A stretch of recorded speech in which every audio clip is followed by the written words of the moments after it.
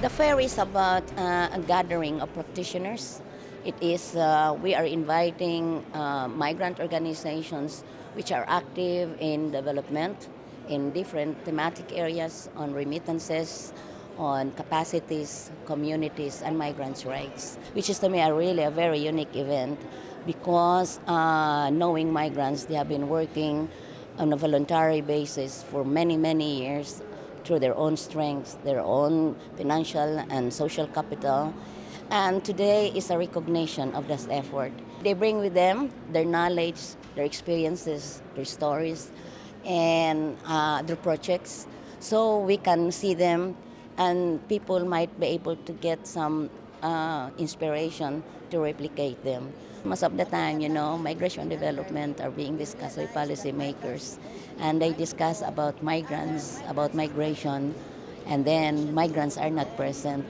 They are often talked about in the corridors of discourses, but they are not part of the discussion.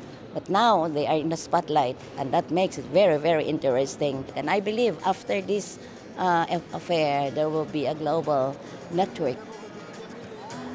You wonder what's before. Now it's in Darfur. Sierra Leone was not alone. And Congo, you just can't go. Je viens un petit peu ici pour essayer d'avoir le maximum d'informations concernant l'appel à proposition notamment, puisque nous avons des projets effectivement dans le domaine de la communication et nous souhaiterions voir dans quelle mesure on peut mobiliser la diaspora pour qu'elle puisse aussi prendre part au développement. What I hope is meet people who have the same interests and who can work with us in order to link migration to development. Mes attentes sont de deux ordres. La première, c'est rencontrer des acteurs qui font des choses très intéressantes avec les pays du Sud, donc échanger l'expérience. Et la deuxième chose, comprendre les objectifs de l'appel à projet, comment on peut postuler pour renforcer justement les liens entre la diaspora et les pays d'origine.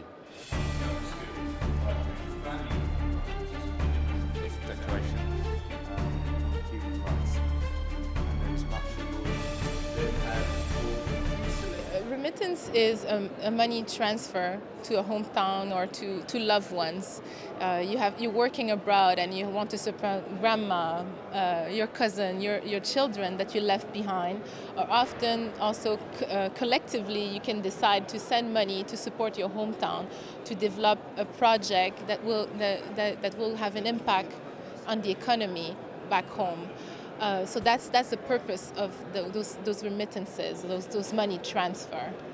Basically, more in the sense for the collective remittances, where people are sending collectively to support an agriculture project, a fish pond, they're producing fish, but in a small scale, and they're really effective projects, but too small, and they have to scale up and reach more, so to have an impact in the country, to have a real significant impact, and to break the cycle of dependency. My project is to provide institutional support for the remittance recipient family so that they can invest some portion of their remittance for enterprise development. And we are providing different types of enterprise development services as well as business development services, as well as to link their enterprises of this remittance recipient family with the microfinance institutions as well as the mainstream financial institutions like banks and non-bank financial institutions. Essentially, I'm a migrant. I'm originally from Sierra Leone. I've lived the last 17, 18 years in the UK. I've got an IT background and I did an MBA. And my research was in remittances and technology. And out of that, essentially, what I then went off and was started a money transfer business. And we primarily send money to Sierra Leone. That's the corridor, the UK and Sierra Leone.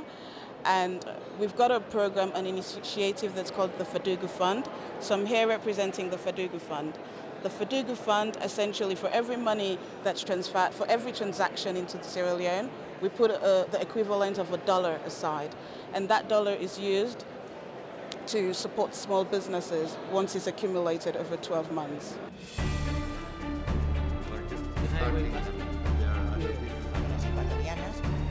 Como can put our youth. Basically what it means is linking communities. Usually we'll say the migrants in the host countries with actually the communities within the country of origin. So this basically links the two for development, migration for development. We know that migrants abroad have gained skills and resources that they can now use to support development back in their home countries, for instance, health, for instance, agriculture, for instance, in science, in IT. And these two communities can now work together for development in their home countries, for instance, maybe in Africa, in Asia, Latin America, wherever they may be. Countries of destination, but as well in countries of origin. So when we talk about migrant communities, we're talking about quite a wide... We are controlling and we are ownership of production, we are ownership of exploitation. Yeah, I think it is very important to be part of the community because when we look back home, where we came from, we know that there's a need for us who are in the diaspora to help the people back home. What we've been doing for the past year is that we go to the clinics and the hospitals in Germany, then we ask about equipments, medical equipments and beds. So if they don't need them again, then we make arrangements with other clinics and hospitals back home in Ghana. Then we collect all these things, then we ship them and send them to Ghana to these hospitals, and they are very useful there. My organization is Damayang Filipinos sa Netherlands. It's a diaspora organization of Filipinos that are trying to, in Europe, that are trying to help Filipinos in the Philippines as well. The project that we are starting is a enterprise organizing of women, giving them ownership of an economic facility like a market.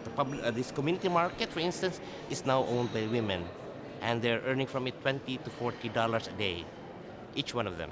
For the Netherlands, or at least in Europe, it gives us a pride to have contributed to the development of the Philippines, and we have more of the trust that there could be change that could be done at the local level.